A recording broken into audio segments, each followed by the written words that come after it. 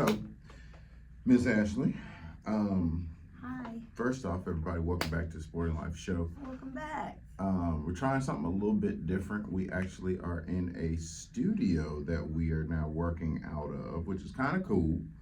It's quite a bit of an upgrade. Yeah, I'm excited about it. I do miss my big old paint being in the background, but you know, there's We'll a time have for that. more sessions in front of the painting for sure. We'll have more of those. All right, so I want to talk about something when we talk about upgrading and things like that. We actually upgraded our lives, I will say, when we became entrepreneurs. For sure. And entrepreneurs in the outdoor industry, which has given us a lot of space, time, and freedom to do things, which I think the outdoors should definitely do for everyone, and everybody should find that. But I get asked a lot of the times, I've been out in various places, hanging out with buddies and stuff, and they're like, what do you do? And I tell them I'm a wingshooting guide, and I used to be an art teacher. Still always an artist. Art career is doing very well, but then you also used to be a tax and estate attorney. Yep. That is true. And you left as well. I did. So I want to talk about what it actually took to do that from our perspective and paradigm. I'm not sure if we're going to get through all the topics and stuff that I wrote down, but if so, we'll do a part 2. But let's dig in. Yeah. Okay. I have a question for you. What's up? What question do you have? My question for you is that, you know, for you, and we've talked about this before on the Honor Your Call podcast. And if you haven't heard Honor Your Call, I really recommend going back to the early days of his podcast to listen to that show. And we also did an article on it too. Mm-hmm. But when we think about honoring your call, you know, you are a husband and a father. Mm-hmm. And our household was very young when we took them. I mean, we're still young, obviously, but our babies were much smaller at the time. What was it like for you to make the decision, to make the jump, right? Like knowing, oh my gosh, I have 3 other people that are depending on me. My wife, we're making this jump together, because I think that's what people are really trying to find out. Like when people are asking us, how did y'all make the jump to entrepreneurship? Talk to me about it from your perspective as a man, as a husband, as a father, and what that felt like for you in those positions. That was an interesting time. Yeah, you switched it up, and I actually had a piece of that. Well, yeah, that is funny. Yes, you got me on that. But I did have that actually as a part of the discussion, so we're here now.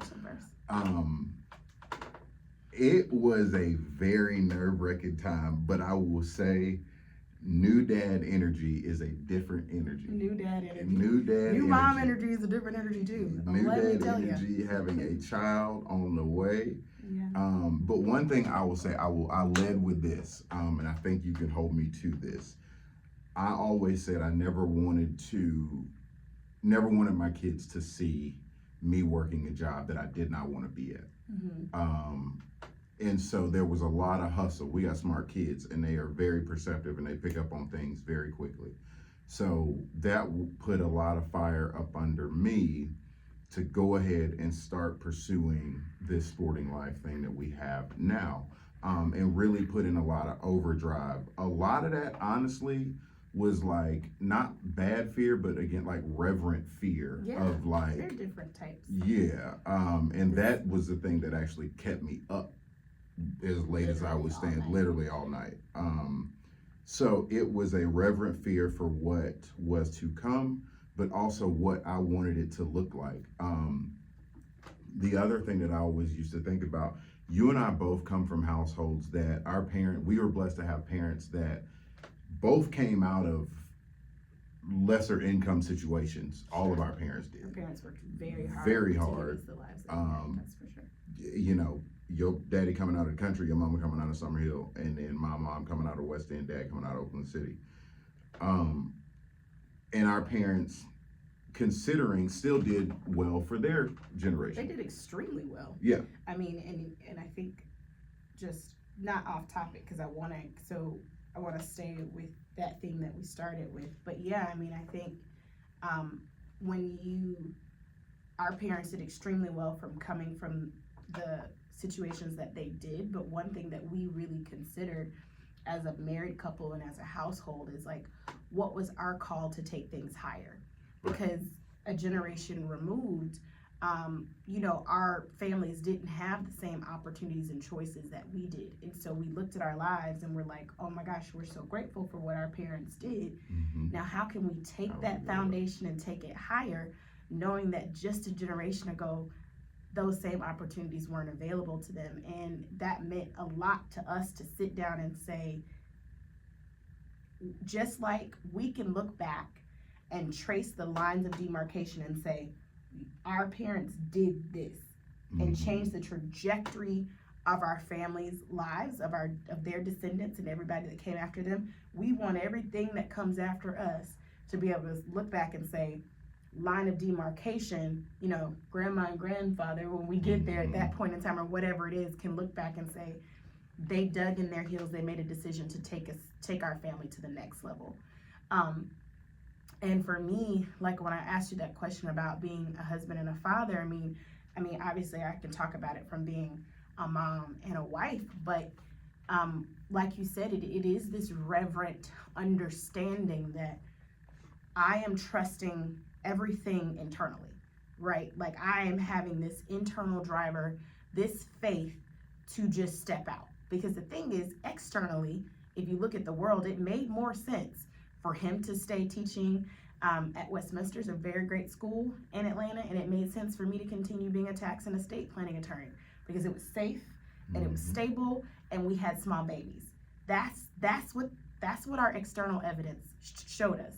And that's what faith calls you to do, really. You have to literally ignore external evidence, externalities, and say, well, what do I believe I'm being called to do on a greater level? And he and I speak differently, but we say the same thing, and that's one of the things like we love about our relationship. But when he's saying like that reverent like fear of being pushed, it's really, not only was it a push, but it was a trust too. You didn't have anything else. You had to trust your gifts, your path, your understanding of what called you, and you had to leap, and we had to leap together. And we had our children are only 14 months apart. So we literally had two babies, like in diapers at the same time. Like we were changing 2 sets of diapers, breastfeeding at the same time, milk at the same, everybody screaming at the same time. So we were just looking at each other like, if not us, then who? Because if our parents were able to accomplish this, then it's up to us to dig in and reach for something greater. Yeah. And I think even having that thought, there's still the thing of like, all right, what's going to motivate you to actually then go do it though? Because there is the grand thought of exactly what you said. We're looking at, all right, there's 2 kids and we didn't want, our kids to grow up how we did. And then we didn't grow up bad. I just wanted them to grow up. And what I mean by that is we grew up great. We grew up fantastic, but I also grew up with parents that said, go to school, go get a job, which I did that. I didn't want my kids to go get a job. We're creators. I wanted them to grow up knowing that the starting point is what you make. That's good right there. The starting point is not getting out of college and then it starts. No, it's what you do. Honestly, we have the opportunity to build them up now. And so, but the only way to do that is for us to model it. Because I mean, why would my son, my daughter be motivated by anything that I'm doing if I'm not doing the thing? I think it goes back to that original statement, how you're saying you never wanted your kids to watch you in a job that you didn't like. And there's just so much richness and vitality there, because why is it important for our kids to see us happy in what we do every day? Like, that's a really profound statement. I think definitely from a father, I can definitely speak from my perspective, but why was it so important for your kids to see you happy in what you do? Because teaching is honorable. Teaching is noble, honorable, but it why- wasn't making me happy. Right. And so why was it important for them to see that? The other thing we talk about happiness and joy, historically, you know, everybody's been with Sport and Life Notebook for the last 8 years, I know, knows 8 years. that Thank it's y'all been a for long riding with time. us. Appreciate it. Yeah. But at the end of the day, I've got a wealth of books, and we got a library full of books that show Black people surviving and finding joy post antebellum, after the Emancipation Proclamation and stuff. They found jobs guiding hunts in the outdoors with way less resources. Mm-hmm. So if they can do that, and I'm reading this stuff, why can't I do the same thing? I felt like a caged animal sitting in a classroom. No shade to teachers, all the respect to it, but that's just your personal that's experience. just my personal experience. But I also never wanted to leave education. Right. And so you found a way to do education in a way in a way that makes gave you sense. joy. Also, and we'll get to it, I found a way to still be an artist. Yeah. You know, and that's where we are now, but that comes later. So part of the other thing, when you talk about what I was thinking, and this will lead into really the conversation, good old Uncle Howard. Uncle Howard Vincent, from former CEO of Quail and Pheasant Squirrel Forever. You remember that call I got? Yeah, of course. So it was December. Not you got dates. Oh, I remember exactly what it was. No, I remember It you was. because you took it on the porch, Mm-hmm. and let me tell you, it doesn't matter the time of year. My husband literally sits on our porch year round, so it's like It was the cold. middle of December. It was the middle of December. We Yeah. had just. The babies were small. They were little, and again, I was teaching as an 8th grade art teacher, and using up days, more days than I probably had available to go out of town trying to guide hunts and making money doing this, and then still coming back, be at school on Monday, and running into the classroom closet, got to take a call, and trying to do all of these things. And Howard Vincent and I were talking on the phone. He's been a great mentor to Ashley and I both. And starting Minority Outdoor Alliance. And so he asked me, he was like, Darrell, what are you doing? I was like, man, I got 2 kids. Like, I got my wife, like, she ain't cheap. So, like. Not she ain't cheap. That is wild to say on camera, but I'm glad you know. And let me share something with the audience since he wants to play games. Darrell is not cheap either. And that's what I need y'all to know. And everybody thinks it's just me, but Darrell is not cheap either. Okay? Well, anyway, because now ain't nobody cheap in this household, apparently. You about to slide off that, please. I was concerned about too. I was concerned about how much money we were gonna make, and if I could get my hunts on the side and still get a consistent check. He was working like, before we made the jump into entrepreneurship, he was legitimately working like 10 jobs. And so Howard was But they were all mine though. They were all except for one. And Howard was like, Darrell, what are you doing? Just make the leap. Yeah, it took so Howard is a former accountant. Yeah. And that's what got me. He was like, and I wouldn't do this with anybody, but he obviously is someone I trust. And he was like, let's go through your expenses. Let's just go through the numbers. Oh, I didn't even know this part. He hit me with, let's go through the numbers. Okay, so we're learning things together today, audience. Howard, I mean, which is cool, but I just actually didn't know that part. No, I gave him a rough breakdown. No, I don't care about that. But when you left the conversation, you told me that Howard told you to make the leap. I never knew about all this because he other made stuff. it make sense. Because my biggest thing was and I'm not even a numbers person, but you are, and it's got to make sense. You said, make it make sense. And so he, in his very Howard Vincent, make it all make sense way, he was like, dude, you would honestly make more money if you invested that time that you're spending somewhere else into yourself. Yeah. And that's what it came down to. So, and I think that's one of the keys for me. I wanted to circle back. So that point about joy and happiness, right? We devalue the importance of joy and happiness in life in general, from a parenthood perspective and from the work you do perspective. Like, something in your life, internally, in your brain, in your heart, in your spirit, changes when you really love what you're doing and you're able to provide value to the world from a place of joy. And that statement he keeps saying about how we didn't want our children to see us doing something every day that we didn't enjoy. Well, the joy, whatever your countenance impacts and affects your household. And so it was really important for us that our kids saw us happy. And for me as a mom, like, I really wanted to not only do really meaningful work, like use my brain, use my passions, use my spirit, because I do know who I am and who I'm called to be. And I've known that for a very long time. We'll get into that later, like just about like my background and stuff, but I've always known who I was. And while I'm grateful for the time I spent as a lawyer, I knew that I was called to more. And I really wanted to, we started with joy and happiness, and we also knew that we wanted to create a lifestyle that allowed us to be there for our kids, to be mom and dad, plus entrepreneurs, right? So it's important to us that, like, when the kids have Thanksgiving lunch, or we volunteer at the kids' school all the time, or that we can be present and be partners with the educators that we're entrusting our kids to every day. And then also when he says doing something that made you happy, it was always important to us that our children saw us walking in our purposes. I believe that every soul is here for a purpose. You are a soul in a spacesuit. Your body is a spacesuit. For those of you who have tuned into the spacesuit series, you understand what that means.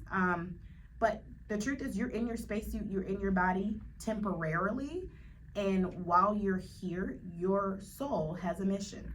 And it's really important in our household that we fulfill the mission of our souls. And we had to free ourselves up to do that. And entrepreneurship is the path. It's just the general term that everybody who trusts their path use, really. But that's what it is, right? Like, I have decided to trust my path. And if you are in a partnership, I think one of the most beautiful and important things you can do is trust your partner's path.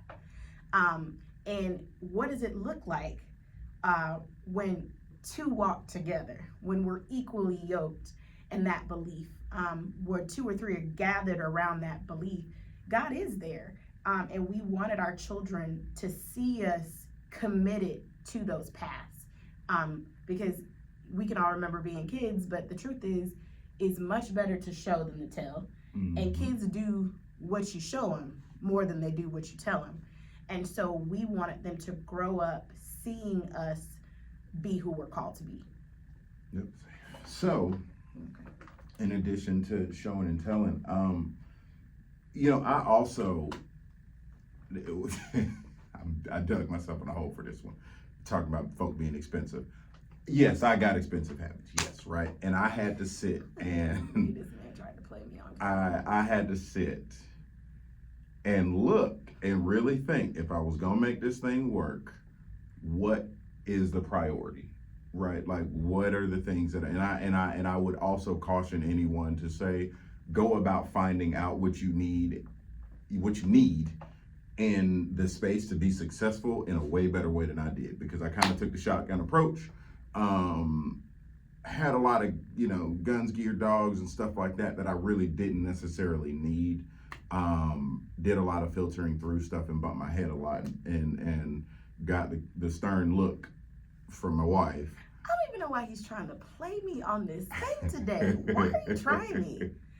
Did you get a stern look, or did you get? I didn't get stern. No, I didn't stop getting stern looks when it. I didn't get the look when it made sense. When it started, the truth is. The truth when it started bringing, you did, but that didn't mean, hey, Darrell, what are you getting this for?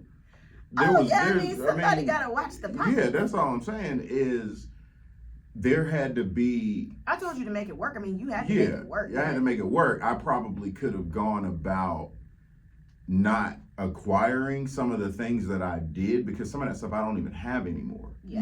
And I didn't know.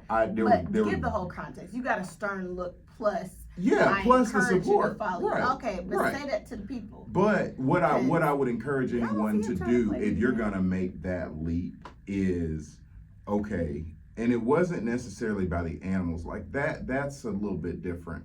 For me, it was okay. You might not necessarily need those boots because you can probably take that money and better utilize it on better cameras and stuff like that, or better microphones and things like that. So the things that I was investing in, Yes. they just weren't the smartest investments early on. Well, okay, I have to give you, and I'm sure 8 years ago, Ashley probably did give you a stern look, and that's probably true. I just wanted the whole context. But I think you have to give yourself grace, right? So if we go back to, we were just making a leap of faith with 2 small children and leaving our full-time jobs, you were trying to figure it out. And the truth is, figuring it out does involve making investments and bumping your head. Like, and I think people should be transparent about that part of entrepreneurship. Like, you are literally figuring out in faith, but you figuring it out. And, you know, I mean, you have to be smart and strategic, obviously. But yeah, did you buy things that we don't have and don't use? Yeah, absolutely. But you also still figured it out. Yeah. And I'm not sure that just was your process. So, I mean, just like people start different businesses and fail and they finally find the one, that is part of the process. I mean, here's a gem too. You can't be afraid to fail Or in to entrepreneurship. change. Or to change. And or to pivot. Which is, all right, so the pivot was the name, you hitting the segues on the head. So like, initially when I came into this thing, it was Neil Carter and everything field trial, right? In the outdoors. And as most of y'all know, I have changed. It went from gun dog notebook to sporting life notebook to field trial history to I don't really do much. First of all, it wasn't something, and it's not a knock on that community and culture, but if you're gonna start, I had this conversation. Mike Hester actually sat me down, great all-age field trialer. He sat me down and was like, Darrell, what are you doing?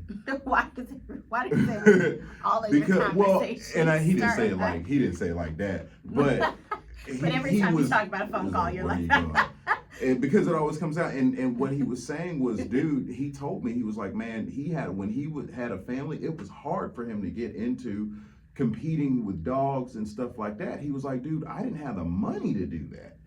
And I started realizing I was making more money guiding hunts than I was putting a dog in a competition and kind of going off of a gamble. And I think the contemporary upland bird hunter nowadays has to grapple with that reality and that question within themselves of when you're going to have dogs, particularly, what are you doing with the dogs? You know, why, you know, and it just wasn't a sustainable thing for us. You know, again, if I could go out and bring back, you know, a few $1,000s versus going out and spending a few hundred every dog I wanted to enter, that became something that was kind of a no-brainer. And I think when you're becoming an entrepreneur in whatever, it's particularly in the outdoor community, there are so many different silos, right? There's so many different little communities within the overall community, and you have to understand what works and what doesn't and why people are doing it, you know. And because I started recognizing that, the next thing that started happening was the demand for my hunts also started picking up, but it was also taking the leap of faith. So remember when I was guiding for preserves and I wasn't really bringing a whole lot of money? I was spending more money than I was actually making, because frankly, like, guys at preserves, no shade on it, it's a fantastic venue, but I started not understanding how I'm only gonna make a couple $100 off of 4 or 5 hours of hunting. Yeah, I didn't like that arrangement at all. It didn't make sense. Yeah, we didn't stay there long. But again, Darrell, to recontextualize, I think you really need to see your journey differently. You were figuring it out, and you figured it out, and it's okay. And I think what anybody can pull from this conversation is, and what I love about you truly, and this is a great kind of foray into American soil, American soul, is that there are no mistakes. Like, there are no mistakes when you're trusting your path, no matter where you are, even if you feel caged where you are, to bring back the the statement that you said earlier. From no matter where you are in your life right now, it is not a mistake. And all of it is a stepping stone to where you're called to be. And I want to say Rick Rubin said this: failure is just information. And what happens when you change your brain to think like that? Failure is just information. It's just so what? So you went to a couple places that you didn't like, and we figured out, well, this is not for us, but it got us closer to what that was style for of us. guiding was not, you know. I mean, whatever the term, the point is that, like, I just want you to speak about your stops along the way differently, because all failure is information. And I wouldn't even call that failure. It's just, it wasn't a failure. It was understanding. For me, that was the thing that I guess one of my initial fears when we decided to go was, you know, in one part of the perspective, I'm trying to figure out how I'm gonna take care of the three of y'all and a bunch of dogs, right? And how am I going to get paid more than what this preserve, like what's gonna do it? So this is one thing that I also want to add into that I think also helped. I think timing had a lot to do with that. We decided to pivot and take the risk to guide exclusively on wild birds in a time that the demand also shot up for people wanting to be outside. Around that time, I've been probably in my second or third season of guiding. I think I was in my second season of guiding for wild, and I wasn't really doing it much. I was kind of splitting time in between the preserve and doing my own thing. COVID hit. People started wanting to get outside. Yeah, and so I think timing had a lot to do with that. I mean, it's always timing, but that's again what happens when you trust your path. So God always knew that was coming, and that we would because it was breaking barriers and COVID. That we'd be in the perfect position for a higher demand for outdoor activities. But if we hadn't trusted our paths and our intuition from the beginning, right, trusting what we believe God called us to be, then we wouldn't have been in position. Maybe we would have been in another position, obviously, but not here.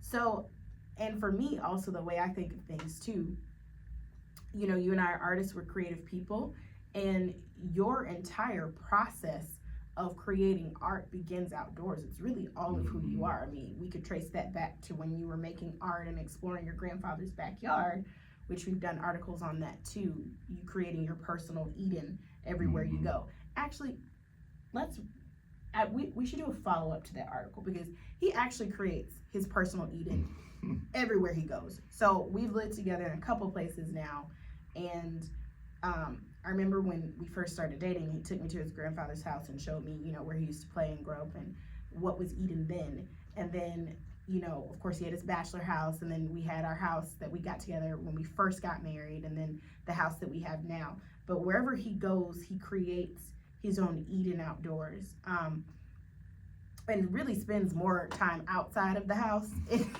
in our yard that was very small when we got together. I mean, when we first got married, which I always loved this.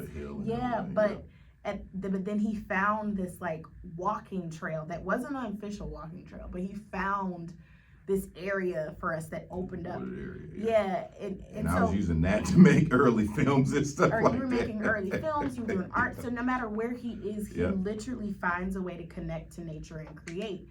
And so I've seen how you've done that along the way. Like even when you were teaching, the assignments you were giving your kids, what you were having them study, you always return to your practice.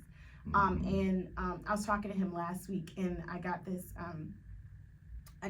beautiful dream, and we're going to explore it more at American Soil, American Soul. So we hope you guys are going to be there, because American Soil, American Soul, December 6th, Thomasville, Georgia, Grassroots Coffee. It's beautiful because it really is this documentation of two people trusting their paths, and us running into a purpose that lights us up every single day, of creating connections to nature, and knowing that when we create connections to nature, we also create connections to our higher nature as humanity. Stevie Wonder has a song that I love called Higher Ground. Well, you find higher ground by connecting to a purpose that's larger than you. And so while this began as us connecting to the outdoors and finding our purpose, okay, then it turned into, wow, there's more things that we can do here. Let's connect other people to the outdoors. Yep. Let's create conservationists, and let's document the process of what we're doing through our art. And so one thing I love about your journey, this quote that I wrote down last week when I was writing, was you have to have the courage to face the forest within yourself. And we've both done that. And I want to spend time on your story today, but like, you know, and if anybody that's heard us speak live, you've heard us speak about this. But in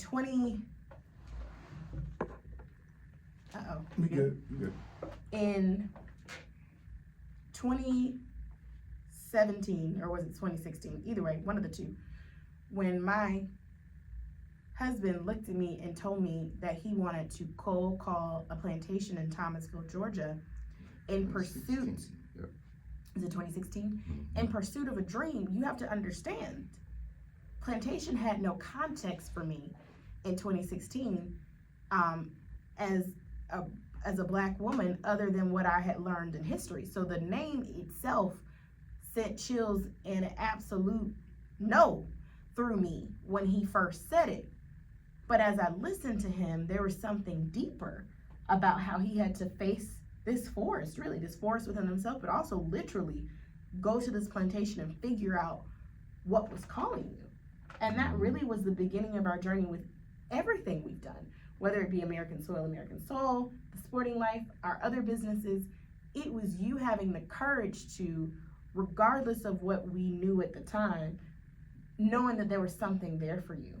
And it took a lot of courage for you to show up there and really become. And I think it's really cool that American Soil, American Soul, the city of Thomasville this year has named him as the artist in residence, which is really cool because that is the place of your origin story. So I want to talk about facing the forest within yourself and how what you've learned as an artist and as an individual for facing that forest within yourself, and how we can see that reflected in your work.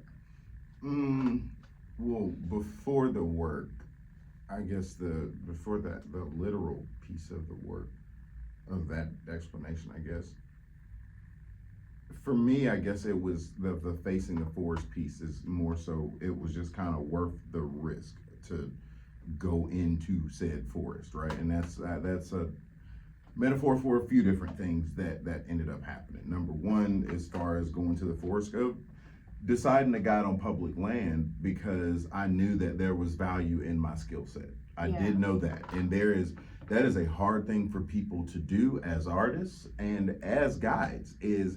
I frankly didn't think enough wing shooting guides were getting paid enough, and I don't think artists get paid enough. I don't. And to me, creating our own lane meant that what we were doing was also validated but special enough that we could ask the prices because of what we were doing, because I know that it wasn't me just going into the forest by myself. Someone is then coming into my forest at the same time as a guide. People are trusting that, putting as much trust in me as I have to put on into myself too. So and that's really deep, to be able to trust yourself enough to take others into the forest. That's a whole nother And so but it was again worth the risk, because again we had then established something that had enough cultural and social value. That's the other thing too. We have a lot of goodwill in the community, in the industry, because we're very blessed to have the connections and the friendships that we went out and created on our own. We did not know anyone. Neither of us. Our parents did not do this. Right. And so it was going out and understanding, again, taking someone else out was worth it.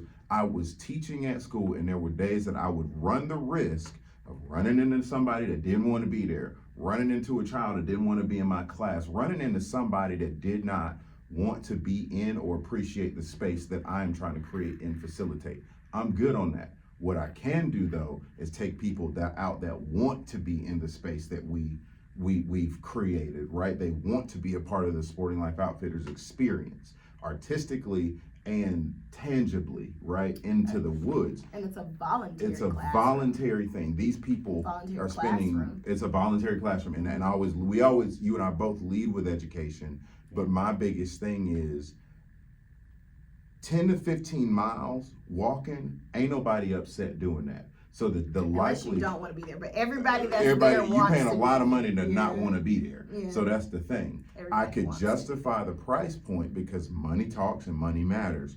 I got to take care of my family, but at the same time, I could almost guarantee. I have yet to meet anyone that has been disgruntled, angry, or frustrated with anything that we've been able to deliver with the sporting experience. And that matters to me, being able to control what happiness and the energy that we work in.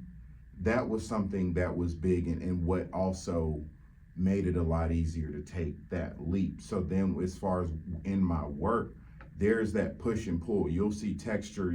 I believe in duality, and I was saying this in the other one I recorded yesterday, like, painting from memory, right?